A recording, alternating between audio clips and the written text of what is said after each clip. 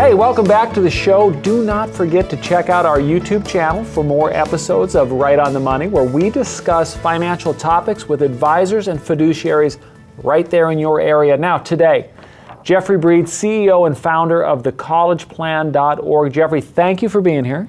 Thank you for having me. Jeffrey, my first question for you is, what steps should families with, say, high school seniors and juniors, what should they be taking right now? Juniors should be concentrating on the aspect of, is it a good location? Is it a social fit? Is it a political fit? And finally, is it a financial fit? There's basically 4 criteria that every college has got to meet, or you shouldn't go there. Nothing is worse than starting school. Do you know that 25% of all students that start in August don't go back in January? I did not know That's that. a national statistic. So it's got to be a good location. Usually people from the South, for example, don't want to go to Bismarck, North Dakota, where it starts snowing right over, and it's there. Yeah. So it's got to be a good fit. If you're close to your family, you want to be able to get home. It's got to be a good social fit. It's got to be one that, while you're there to study and get a good career, you've got to have some fun while you're going through school. So it doesn't have the things that you enjoy, you're not going to be happy, you're going to go home. And it's got to be a good political fit. And now my job isn't to discuss politics. My job is to say, if you believe certain things, you don't need to go to a place that believes the opposite and you spend all your time just arguing back and forth. You're there to get a degree. And the final one is, it's got to be a good financial fit. If it's not a good financial fit, you can't afford to go there. Now, speaking of financial, that's a perfect segue into a question that I had about scholarships. You see, every now and then you see in the news where some young person has got like $6 million in scholarships. Mm-hmm. Is that the reality? I don't feel like that's a true perspective when it comes to scholarships. The reality is there's plenty of scholarships out there. Yeah. Do you want to do the work to find them? Going to college is not an easy job. It's work. And so there's lots of places where you can go to find out. You should look up the college you're going to. They've got a list of them. And most people don't even know, for example, that there's scholarships for brown-eyed students. Were you aware of that? I did not know that. Yeah. And so you look online and you'll see all kinds of scholarships. Now some of them might be if you have brown eyes and you want to be an architect. Sure. Well, if you don't want to be an architect, then you skip that one, go on to the next one. Yeah. We have a scholarship that pretty much is very, very useful, and it's called the Krispy Kreme Scholarship. Krispy Kreme Scholarship. Yeah, which almost every student can get. Would you like to hear it? I would like to know about this. Okay. It's where you go to the financial aid office of the school you've decided to go to. Okay. You walk in with a half dozen Krispy Kreme donuts. And you walk up to that person, because never the financial aid guy is not sitting there. He's in his office. So you walk up to the desk and you say to the student, usually a grad student, I've got Mr. Jones donuts. Her job is to buzz Mr. Jones and say, your donuts are here. He's going to say one of two things. I didn't order any, or he's going to be curious and come out and see you. Now, you're only looking for one thing, and that is, what do people like to talk about the most? Themselves. You got it. So you've done your research, you've looked them up on the internet, you know some stats about them. All it takes is 1 or 2 questions for him to start talking about himself. But let's say he says, I didn't order any. So you look at the person and say, well, I know he didn't, but I thought he might like some with a cup of coffee. Is there any chance I can run him down to him? She might just say, no, he's busy. You look at her and say, fine, I'm going to leave these for him. He might like them with a cup of his coffee. If not, they're all yours. Well, then you go back in October. You walk in and say, you know, Halloween. We're going out with the guys. We're ready to go. What candy bar do you like? And what do you think Mr. Jones likes? You come back in after Halloween and you bring the candy bars and you say, I brought Mr. Jones's, can I run it down to him? The goal is to be able to see him. She says, no, he's busy. You go back in at Thanksgiving time and you say, hey, have a great Thanksgiving. I'm looking forward to my mom's turkey and stuffing and yay team. You come in after Thanksgiving and you say, boy, did I eat too much. Now, you go back in the first week in December, when it's just before schools get out. By then, the 25% that ain't coming back, the aid becomes available.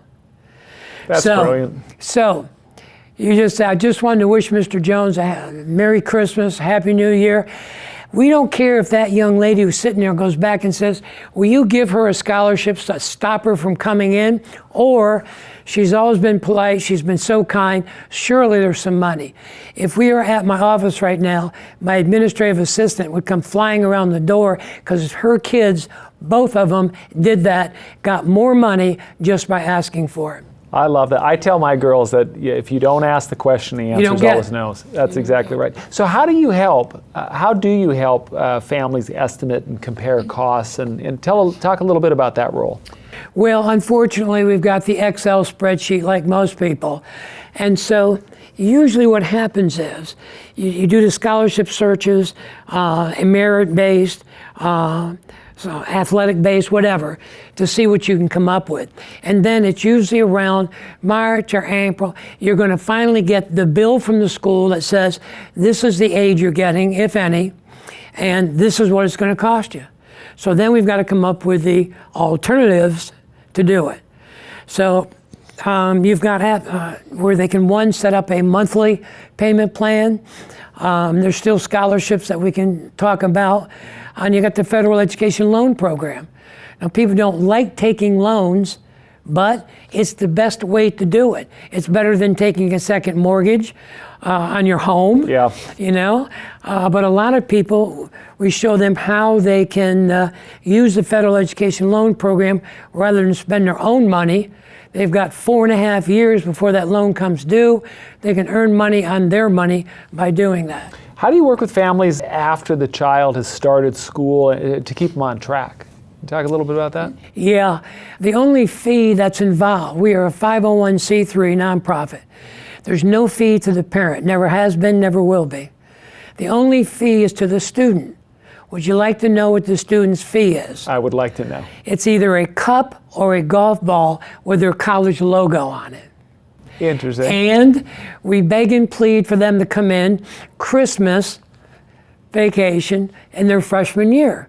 So we encourage them, we talk to them, how's a student, how's it going? Mm-hmm. We're there to counsel them, we've been through it. And so we're there to counsel them with all this stuff. And a lot of students don't want to go home and complain to mom, complain to dad. So they see us as the doctors with the white coats. And they'll open up us, talk about things, and there's nothing they can tell us that we haven't heard of. Yeah. So we can give a lot of counsel to them. And then we do their FAFSA every single year for 4 years.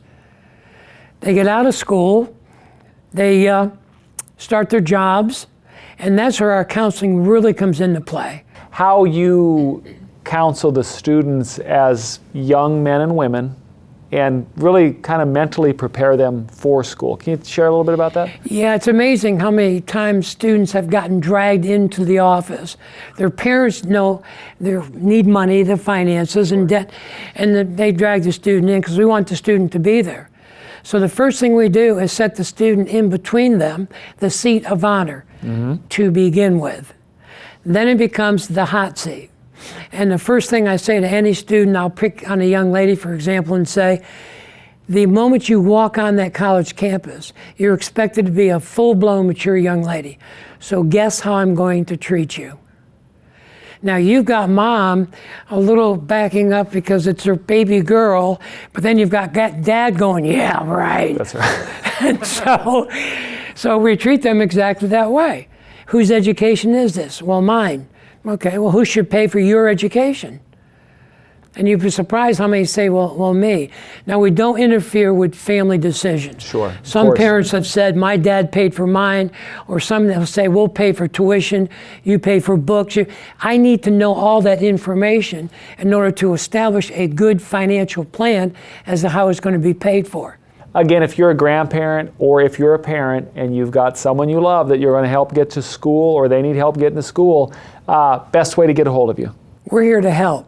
Pick up the phone, email us. Any way we can help you, we want to do it. Final thoughts on as somebody prepares for college? It can be very rewarding.